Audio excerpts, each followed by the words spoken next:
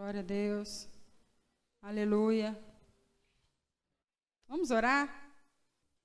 Senhor, nós agora nos aquietamos, ó Deus, para que nós possamos ser sensíveis àquilo que o Senhor tem a ministrar.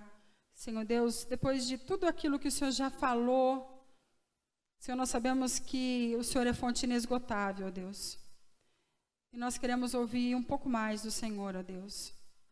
Por isso, Deus, vai movendo os nossos corações, inclinando, Senhor Deus, a nossa atenção para a Tua palavra, Deus. Em nome de Jesus. Amém? Irmãos, Deus é maravilhoso, né? Deus é muito maravilhoso. Deus vai confirmar aquilo que Ele falou agora há pouco. O que é interessante, é maravilhoso a gente experimentar da unidade desse Espírito Santo. O Espírito é um só. Ele ministra para mim, ele vai ministrar ali para a Dodi, ele vai ministrar para o Felipe, ele vai ministrar. Porque a igreja, ela é única. A igreja do Senhor, ela é única. E é um Espírito que age nessa igreja. Amém? E é maravilhoso, porque durante essa semana, eu peguei, estava no trabalho assim, agora é férias, né? Então estava mais tranquilo. E eu falei, Deus, essa ociosidade não me faz bem. E aí acabo comendo, para não comer, eu preciso então ler. Amém? Uma coisa que seja algo que eu engorde espiritualmente. E aí eu falei, eu vou escafunchar lá um livro lá em casa para eu ler. E aí foi tão interessante que de manhã eu estava orando, Deus me levou a ler novamente esse livro, eu já tinha lido, A Casa Favorita de Deus. Não sei quem já teve o privilégio de ler esse livro. Um livro muito bom, né? E eu já tinha lido, acho que ano passado. E aí, interessante que Deus me chamou a atenção para esse livro. Eu falei, eu vou ler. Eu vou ler de novo. Só que aquela coisa, né? Livro que a gente já lê, parece que você não tem vontade. Você começa a ler, é ruim, né? Ah, pô, já li. Aí eu pulei o capítulo 1, nem li. Fui para o 2, vou para o 2. Vou ver, né? Se tem alguma coisa nova. Já fui direto para o capítulo 2. E aí, nossa, Deus, Ele é tremendo. Que me ressaltou, assim, aos olhos, assim, algumas coisas. E até eu cheguei com o livro e abri e comecei a ler. A Alessandra chegou lá na escola. E aí eu falei para ela assim, nossa, coisa interessante. Eu mostrei para ela. Eu falei, peguei esse livro agora. Trouxe lá de casa, né? Estava lá parado. Eu falei, eu vou ler. E aí, nossa, Deus fez assim, brilhou algumas coisas aqui, de uma coisa que você já tinha lido. É como, a palavra de Deus acontece muito isso, né? Em livro eu confesso que eu não tinha presenciado isso acontecer, não. A palavra de Deus é assim, você lê às vezes um capítulo 2, 3, 4, 5, 6, 10 vezes, e Deus ministra cada momento de uma forma diferente.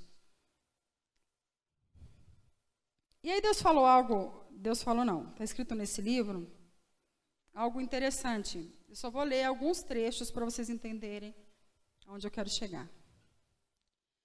Ele começa o capítulo 2, não o 2, mas um pouquinho para frente, que eu também não li do comecinho do 2, tá? Eu fui picando, sabe aquela coisa de falar, uma coisa nova, diferente.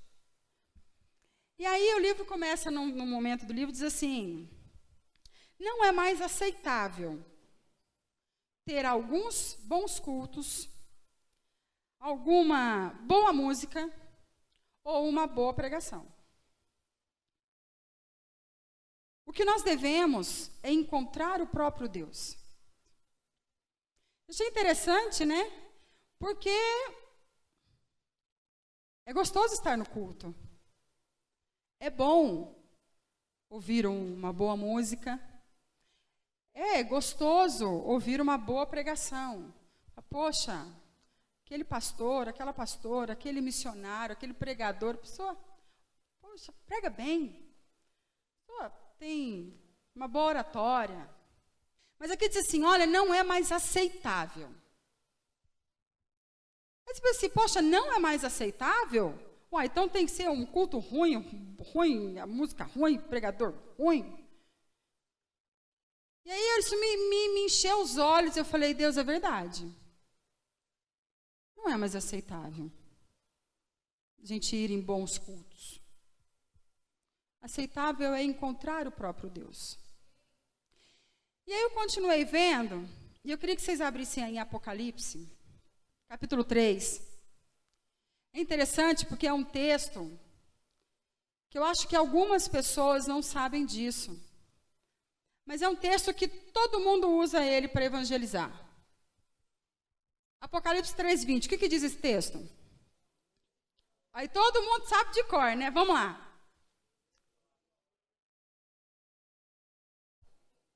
Não, calma aí, está desafinado.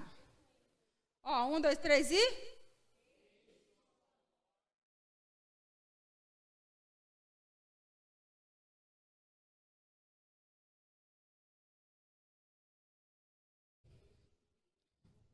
Amém?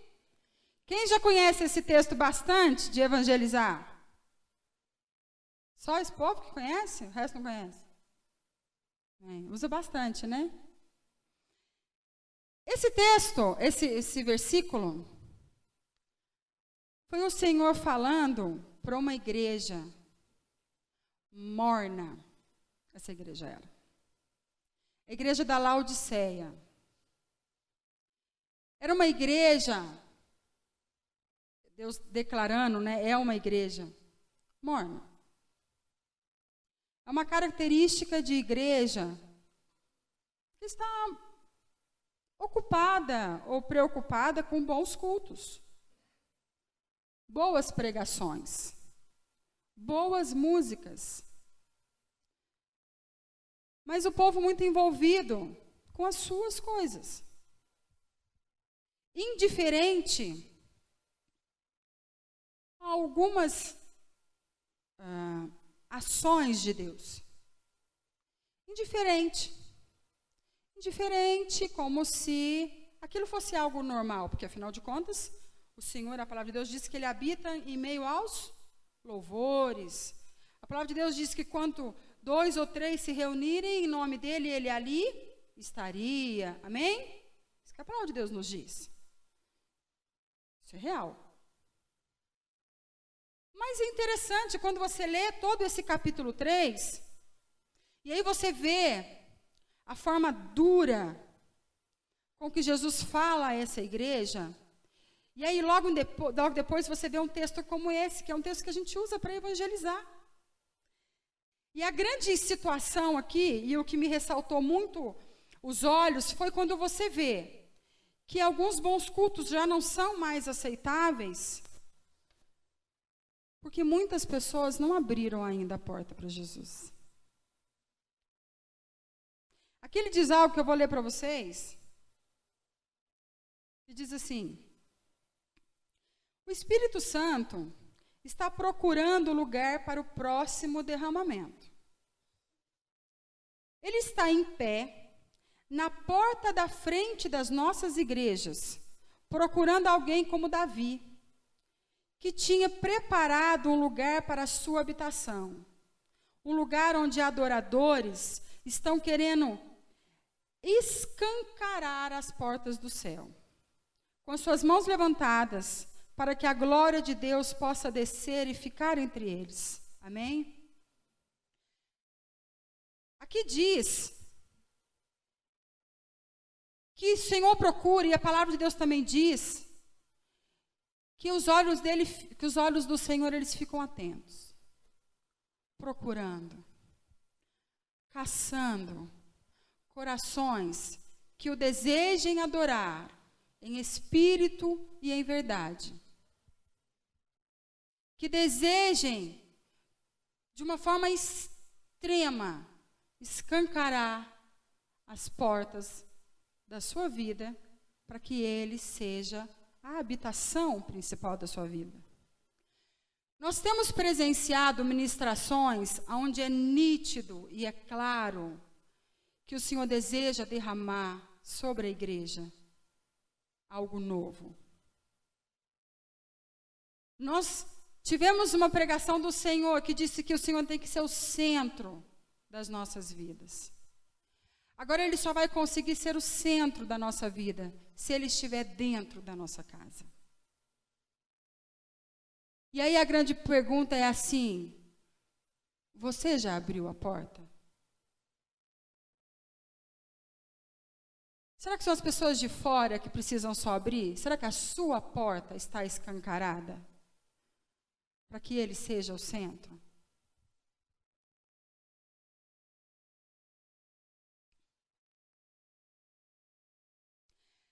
Aqui ele diz mais uma coisinha, e eu não estou aqui plagiando o livro, porque eu estou mostrando para vocês qual é o livro que eu estou lendo para vocês. Amém? Ele diz que o Senhor procura uma pessoa, uma casa, uma igreja, alguém que esteja com as portas escancaradas. Sabe por quê? Porque a maçaneta está do lado de dentro. Amém? A maçaneta está do lado de dentro. É você, sou eu, quem abro. Eis que estou à porta e bato. O Senhor deseja ceiar com a igreja. Aonde Ele tem estado? Na garagem? Na esquina da sua casa? Dentro da sua casa? A tal ponto, como diz aqui, de você criar um ambiente na sua vida de constante adoração. Essa é a habitação preferida de Deus, porque sim, Ele habita em meio aos louvores. Irmãos, nós não estamos falando aqui de boas músicas, bons técnicos. Amém? Glória a Deus pelos nossos irmãos do louvor que estudam e que Deus dá o dom para que eles possam ser usados pelo Senhor. Mas isso de nada vale sem a excelência da adoração, que isso, querido, é dentro do seu coração. Eles podem tocar o mais alto louvor aqui, na técnica mais absoluta que eles aprenderam. Se o seu coração estiver ainda fechado ou meio aberto, é uma boa música. Se o pastor ou pregador, ele se preparar a semana inteira, e ler, e estudar, e derramar para a igreja tudo aquilo que ele aprendeu, teologicamente, vai ser uma boa pregação? Vai. Deus vai conseguir atingir? Não. Porque a maçaneta é do lado de dentro. Amém? Olha que interessante. Ele continua dizendo aqui a respeito de algumas coisas, que depois você aí, se tiver o livro em casa, ou procure para você comprar. Mas ele cita um texto que eu achei, da outra vez eu já tinha lido, e claro, são lindos os versos, mas dessa vez me ressaltou mais, porque nós até falamos no estudo da Escola Bíblica com os homens e mulheres a respeito de Cantares de Salomão. Eu queria que você abrisse lá.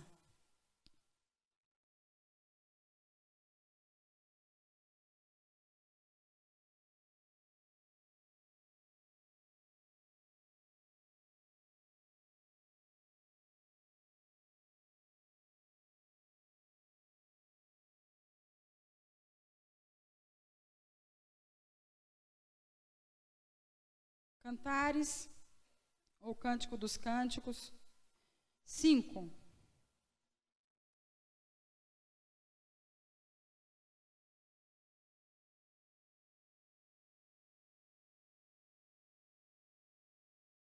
Amém? Amém. Cantares, capítulo 5. Nós não vamos ler todo esse capítulo, mas se você começar a ler o capítulo inteiro, você vai compreender o que acontece ali. A palavra do Senhor, ela sempre faz analogia da igreja e de Jesus como noivo e a noiva, amém? Amém. Esse livro de Cantares, ele fala a respeito das núpcias de um casal, eles recém-casados, e ele começa a descrever algumas coisas particulares ali do casal, o desejo e o amor daquele amado pela sua amada, o respeito que esse esposo ele tem pela sua esposa. Só que especificamente nesse capítulo, algo começa a acontecer. A noiva começa a ficar um pouco acomodada e ela começa a ficar um pouco indiferente com relação às reações do noivo. Amém? Ela continua amando aquele noivo.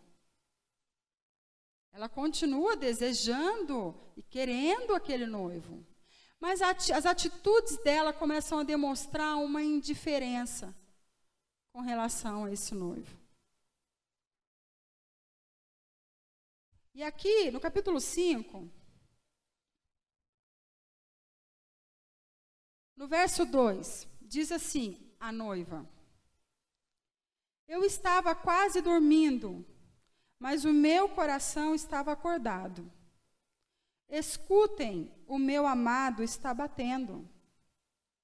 O amado diz: abra-me a porta, minha irmã, minha querida, minha pomba, minha mulher ideal, pois a minha cabeça está encharcada de orvalho e o meu cabelo da umidade da noite. A amada responde: já tirei a túnica, terei que vestir-me de novo? Já lavei os pés, terei que sujá-los de novo?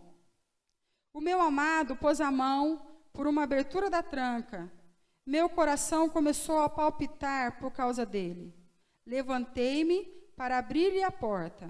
Minhas mãos destilavam mirra, meus dedos vertiam mirra na maçaneta da tranca.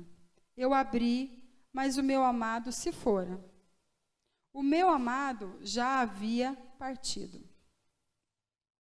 Quase desmaiei de tristeza. Procurei-o, mas não encontrei-o.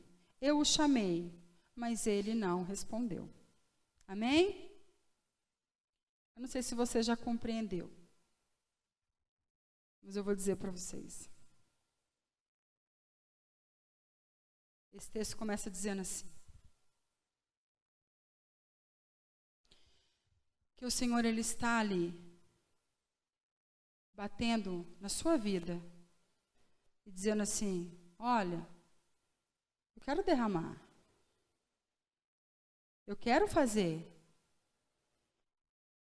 eu desejo te ajudar, eu desejo realizar, mas a gente está muito cansado para isso. A noiva já tinha tirado a camisola dela.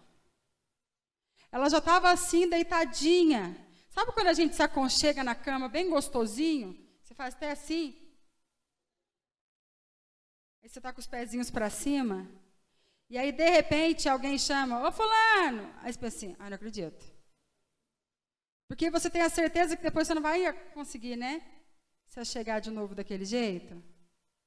E aí a noiva diz assim: mas eu vou ter que vestir a camisola de novo? Mas eu vou ter que, eu já limpei meus pés para me deitar na cama, eu vou ter que descer de novo. Pô, aí isso aconteceu? Ele começou a colocar a mão no meio da tranca. E aí o coração dela palpitou. E é isso que Deus muitas vezes fala. Esse capítulo que eu estou lendo, ele diz assim: a gente se anseia para chegar na linha de chegada, mas ainda não é a chegada. Ela deveria ter aberto essa porta antes, porque ela poderia chegar no máximo, no ápice daquele amor. A hora que ela experimentou um pouquinho, ela, então tá bom, eu vou abrir. Aí ela foi lá correndo, pôs a roupinha, pôs o chinelinho e foi lá. Abriu a porta. Sabe o que sobrou ali? Cheiro dele só. A palavra diz assim, que as mãos dela cheiravam a mirra. Só ficou o cheiro. O que nós temos experimentado é o cheiro daquilo que Deus tem para fazer. Mas você precisa abrir a porta. O Senhor diz assim hoje: o que é necessário para que eu seja digno da sua adoração? Será que nós abrimos a porta mesmo? Amém? Nós ficamos constrangidos e maravilhados, e Deus é bondoso e maravilhoso com o que Ele tem feito, mas, queridos, ainda é só um pedaço do caminho.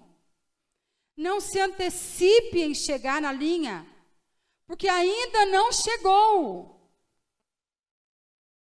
O que antecede um grande avivamento é arrependimento. Isso antecede um avivamento. É você declarar para o Senhor assim: Senhor, me perdoa. Senhor, a porta não está aberta. Senhor, ainda falta muito para eu escancarar essa porta. Senhor, eu quero viver o teu derramamento. Eu quero chegar lá, no final dessa corrida. Mas eu preciso abrir a porta primeiro, Senhor. Eu quero que o Senhor seja o centro da minha vida. Mas o Senhor precisa entrar. Isso é um ato profético, irmãos. Aonde o Senhor está? Do lado de dentro? Do lado de fora? O que Ele precisa fazer para que Ele seja digno da sua adoração? O Filho de Deus já morreu. A porta, porque o véu já foi rasgado. A igreja já tem a graça. A igreja já tem um consolador. A igreja já tem uma boa música. A igreja tem os ventiladores e logo estarão com ar-condicionado. O que mais é necessário para que você sacrifique algo para Ele? Ele diz assim, aqui, olha que coisa interessante. Logo depois que o noivo sai, a noiva abre a porta, ela não encontra. Aí sabe o que ela vai fazer? Ela vai procurar. Certo? Não é isso? Ela vai procurar. Então ela começa a sair e começa a procurar. Ela vai atrás do amado. E aqui no verso 7, diz assim: as sentinelas me encontraram enquanto faziam a ronda na cidade. Isso é a noiva dizendo. Bateram-me, feriram-me e tomaram o meu manto. As sentinelas do muro. Ó mulheres de Jerusalém, eu as faço jurar. Se encontrarem o meu amado, que dirão a ele? Digam-lhe que estou doente de amor. Ela percebeu que ela precisava daquele amor. E ela gritou então desesperadamente: olha, encontrem o meu amado, porque eu preciso dele. Porque eu preciso encontrar-me com ele. Porque eu preciso abrir a porta e dizer para ele: me perdoa porque eu não abri. Mas olha, entra, vem. Me perdoa porque eu não abri. Mas venha e entre. Amém? Nós amamos o Senhor. Eu sei que se eu perguntar, você ama o Senhor? Quem ama o Senhor? Amém? Todo mundo vai levantar as mãos. Você ama o Senhor? Ama. Mas qual é a expressão de amor que você dispensa para Ele? Você ama. Eu sei que você ama. Mas qual é? Qual é esse amor? Qual é a expressão plena desse amor? Aqui numa frase do livro diz assim: o custo da intimidade, ele parece muito alto. Mas sem a intimidade, você não desfruta de amor nenhum. Alguém desfruta de algum amor sem intimidade? Você e seu marido, a maioria daqui é casado. Quem não é casado vai casar. Em nome de Jesus. Um relacionamento matrimonial, se você não for íntimo do seu marido ou da sua esposa, você não vai experimentar amor. Você vai experimentar uma pessoa legal do seu lado, uma pessoa gente boa, uma pessoa honesta, uma pessoa bonita, uma pessoa cheirosa. Mas você não vai experimentar do amor. E naquela noite, ela não experimentou o amor. Amém? Porque ela estava confortável aonde ela estava. Estava confortável onde ela estava. E a gente muitas vezes fica confortável onde a gente está. E aí então Deus não é tão digno assim de adoração. Ou você está muito confortável para adorá-lo. Porque não é uma questão de não querer, é uma questão de estar confortável. É mais fácil não do que fazer. Amém? Aqui diz assim, a igreja de Cristo ela tem crescido. Acostumada a viver com a ausência do rei. E é só com boas músicas, boa pregação e um bom culto. Não é isso que eu quero. Eu não quero um bom culto. Eu quero que o Senhor seja o meu culto. Porque esse grande mover que Deus deseja e vai derramar sobre o reino dele, ele traz necessariamente transformação, salvação, cura, unção. Isso é o derramar do Espírito de Deus. Amém? Isso é viver um grande movimento de avivamento. Amém? Se você for ler um pouco sobre o avivamento em Toronto, a pastora Cris teve uma reunião com a liderança, citou a respeito desse avivamento. Uma das coisas principais que os líderes de lá dizem ou declaram é que as vidas que ali estavam foram impactadas e nunca mais foram as mesmas. Isso é avivamento. Então, eu primeiro preciso abrir a minha porta, colocar o Senhor na posição que Ele deve estar, que é no centro da nossa vida. Perder todo o medo que a gente tem tido de assumir também quem nós somos diante do reino de Deus. E desejar, e se arrepender, e clamar, e adorar. Não tem outra fórmula. Porque senão, teve um irmão que chegou em mim e falou assim, olha, Deus me levou lá em Atos, e Deus me ressaltou uma frase que diz assim, permaneçam, Jesus dizendo, permaneçam em Jerusalém. Permaneçam. Permaneçam. Amém? Eu falei, irmão, é de Deus. De Deus. Porque eu preciso estar ali. Porque naquele movimento de Atos, muita gente foi embora.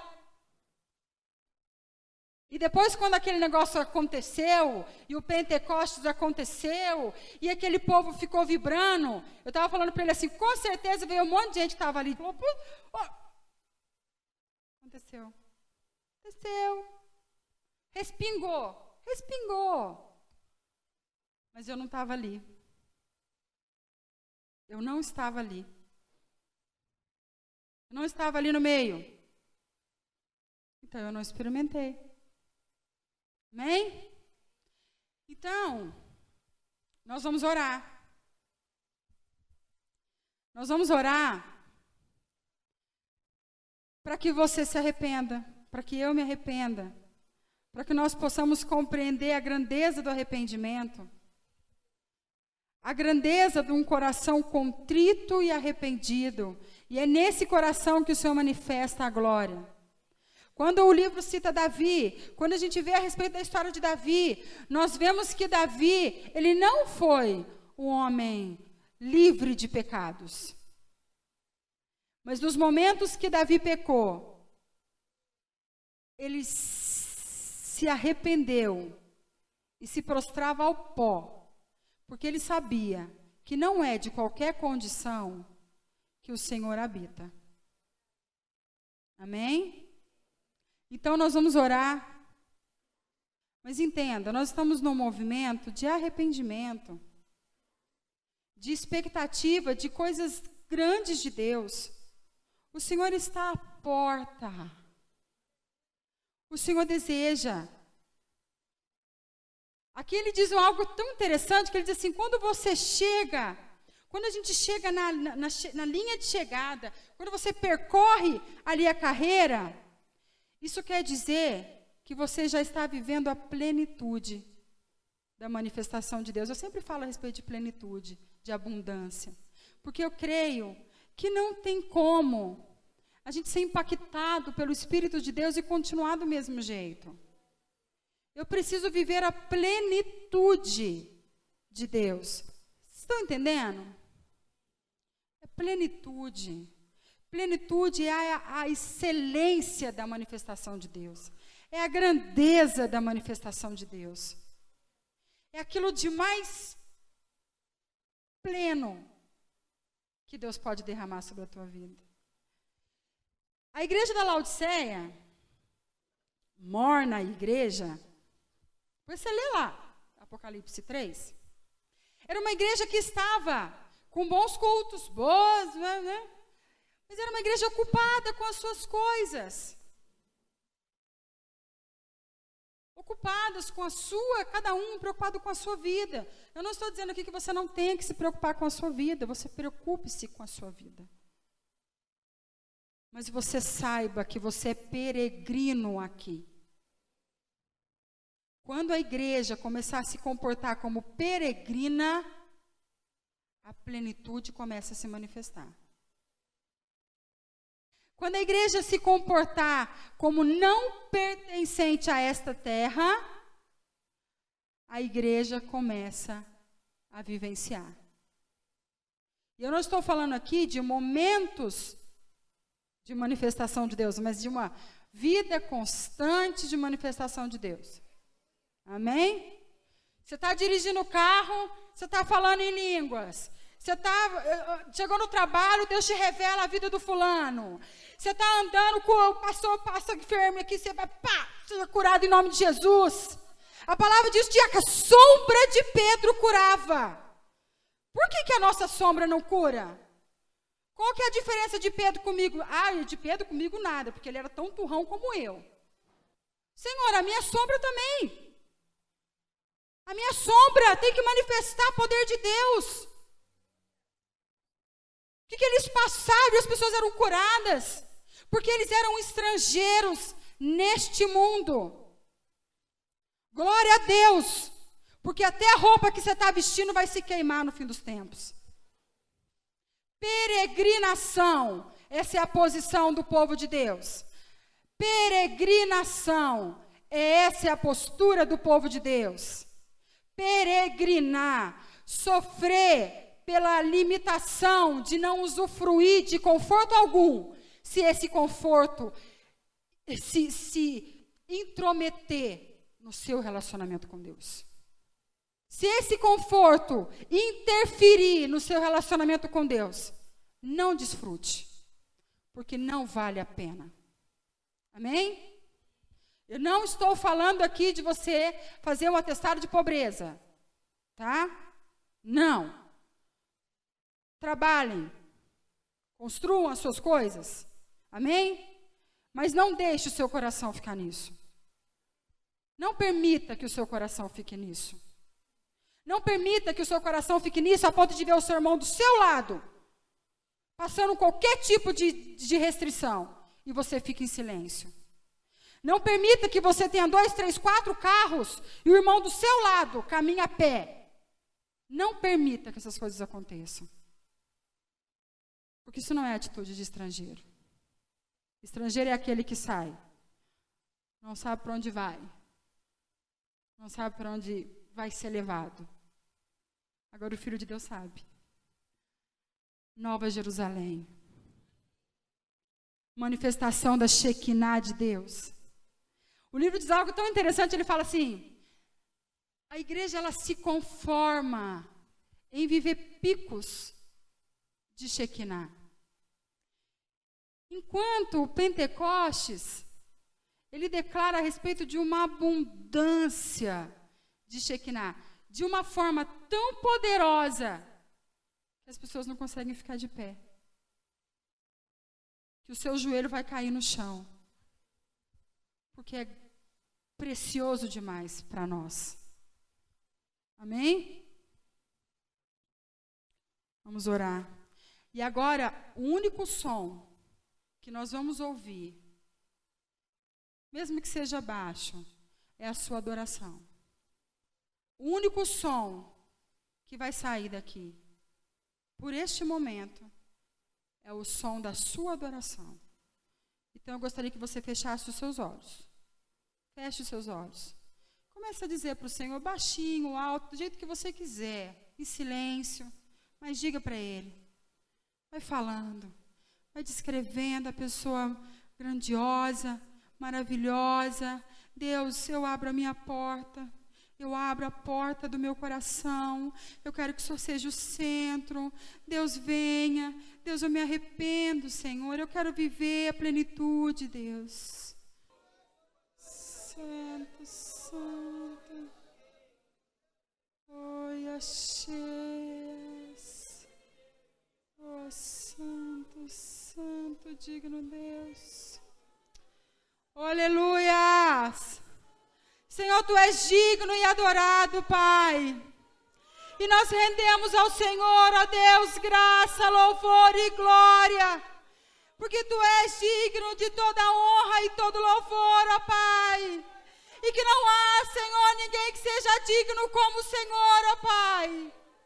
Eis, ó Deus, a adoração da Sua igreja. Entre, Senhor Deus, e Senhor Deus se manifeste neste lugar, ó Pai. Toma, Deus, o Teu trono de glória, porque este é o Teu lugar em nossas vidas. Reina, Pai, reina, reina sobre nós. Oh, Deus, Espírito Santo de Deus, vem. Vem e toma o Teu lugar aqui nesta noite. Porque não há outro lugar tão alto e tão excelso do que o Teu, Senhor Jesus. Porque Tu és maravilhoso, Tu és a nossa fortaleza, Tu és a nossa segurança, Tu és a nossa torre forte, Tu és o nosso amado, Tu és o nosso redentor, o nosso resgatador, Tu és a nossa justiça e a nossa bandeira, Tu és o nosso Deus, o nosso amado Deus, Tu és a nossa vida, Tu és o nosso alimento. Em nome de Jesus, Senhor. Poderoso. Poderoso. Poderoso Deus. Poderoso Deus. Poderoso Deus.